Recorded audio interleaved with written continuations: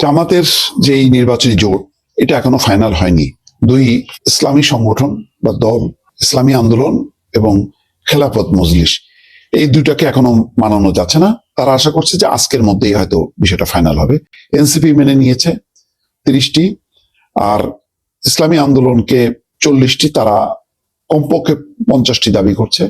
খেলাফত মজলিসও দাবি করছে। বোঝা যাচ্ছে 15টা, 40 ইসলামী আন্দোলন, এনসিপি 30, এইভাবে একটা হয়তো ভাগাভাগি হবে।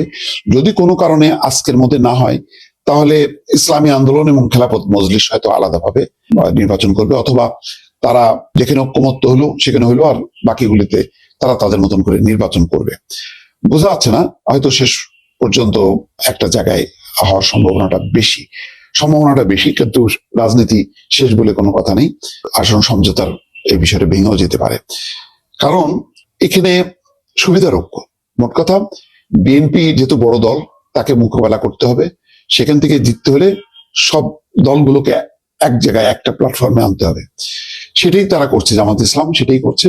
যদিও তারা মুখে বলছে যে সব ইসলামী ভোট একবার বাক্সে আনা, কিন্তু এখন আবার বলতে পারবে না এই কারণে, কারণ এখানে এনসিপি আছে, এলডিপি আছে, তারা ওই অর্থে ইসলামিক দল নয়। প্রশ্ন হলো, কালকে একটা টকশোতে আলোচনা হচ্ছিল, তো সেখানে ইসলামী ছাত্র শিবিরের সাবেক সভাপতি একজন ছিলেন, তিনি একজন যোগ করছিলেন যে সাম্প্রতিক যে একটা পরিসংখ্যান বের হয়েছে, তাতে দেখা যাচ্ছে যে হাড্ডাহাড্ডি লড়াই। জামাত এবং বিএনপির মধ্যে যে ভোটের পার্থক্য 1%।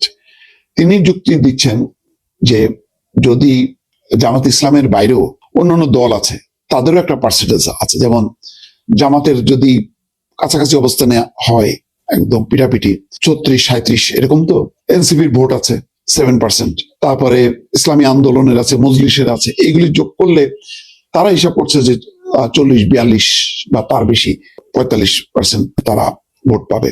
তাহলে জোটগতভাবে বিএনপির চেয়ে বেশি ভোট পেয়ে তারা জয়যুক্ত হবে। হিসাবটা একটু সরলীকরণ, বিষয়টা এইভাবে হয়তো হবে না। বিষয়টা যেটা হবে, এই পার্সেন্টেজটা বাড়লে তারা উচ্চ কক্ষে তাদের আসন সংখ্যা বাড়বে, যদি উচ্চ কক্ষ হয় শেষ পর্যন্ত। আমার বিশ্বাস উচ্চ কক্ষ মানে হওয়াটা এত সহজ না। যাই হোক, নিম্ন কক্ষের কথাই বলি, সেখানে কি দাঁড়াবে? সেখানে দাঁড়াবে বরং আমি তো দেখি যে কিছুটা ঝুঁকি, কারণ 110টা আসনের বেশি জামাত ছেড়ে দেবে। তাহলে 190টা দিয়ে সে বিএনপি কে মোকাবেলা করবে 285টা আসন। 285টা আসন, 190টা আসন দিয়ে তাকে মোকাবেলা করতে হবে। এইটা কিন্তু মানে শক্তির এতে এখানে কিন্তু জামাত পিছায় পড়লো। অন্য দলগুলি কতখানি আগাইতে পারবে, এটা আমার কাছে যথেষ্ট সন্দেহ আছে। এই কারণে যতই বলা হোক না কেন, এনসিপি পক্ষে জামাত ওইভাবে নামবে না, নামলেও তার ভোটগুলি হয়তো পড়বে। দেখা একটা এলাকায় কতই বা ভোট আছে, সেটা তো আর জয়ী হবার মতন ভোট নাই, নিজস্ব ভোটটাই পড়বে। পাবলিক কতটা রেসপন্স করবে তার উপর নির্ভর করবে। তো পাবলিক তো নানান কারণে এখন সেই তরুণদের প্রতি আগের যেই তাদের একটা একাগ্রতা ছিল সেটা নেই। আমি সম্প্রতি দেখছি তরুণদের মুভমেন্ট গুলো সোশ্যাল মিডিয়াতে, মানে ফেসবুকে ট্রল করলেই দেখা যায় তাসনিম জারার একটা চমৎকার, সব জায়গায় যাচ্ছে, ছবি তুলছে, ফটো সেশন করছে, একটা উৎসব মুখর পরিবেশ। কিন্তু নাসিরউদ্দিন পাটোয়ারি কেন জানি এক ধরনের একটা যুদ্ধ ভাব নিয়ে নেমে কথায় কথায় শুধু মির্জা আব্বাসকে উদ্দেশ্য করে খোঁচা দেয়া, চাঁদাবাজি করা, দখলবাজি করা, শক্তি দেখানো, এই ধরনের কথাবার্তাগুলো যেভাবে বডি ল্যাঙ্গুয়েজ এবং ভাষাগুলো উচ্চারণ করছে, এতে কিন্তু অনেকে ধাক্কা খাবে। কারণ মির্জা আব্বাসের একটা বয়স, একটা প্রবীণ নেতা, সে তুলনায় একজন তরুণ নেতা, সে একটা প্রবীণ নেতার প্রতি কি ধরনের মনোভাব পোষণ করছে, এটা কিন্তু ভালোভাবে নেবে না।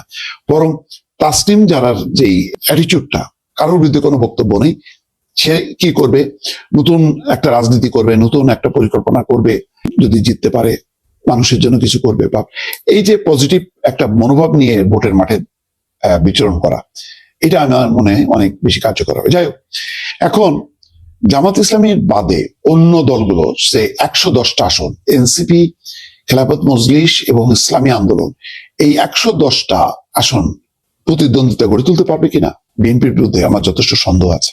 পারে, যদি একটা হাওয়া ওঠে। তো এই জন্য আমি বলছিলাম যে আসলে পুরো বিষয়টা বোঝা যাবে যখন নির্বাচনী প্রচার অভিযান শুরু হবে। 22 তারিখ থেকে তারেক রহমান নামবে, 22 তারিখ থেকে নিশ্চয়ই অন্য রাজনৈতিক দলগুলো নামবে, জামাত ইসলামী নামবে।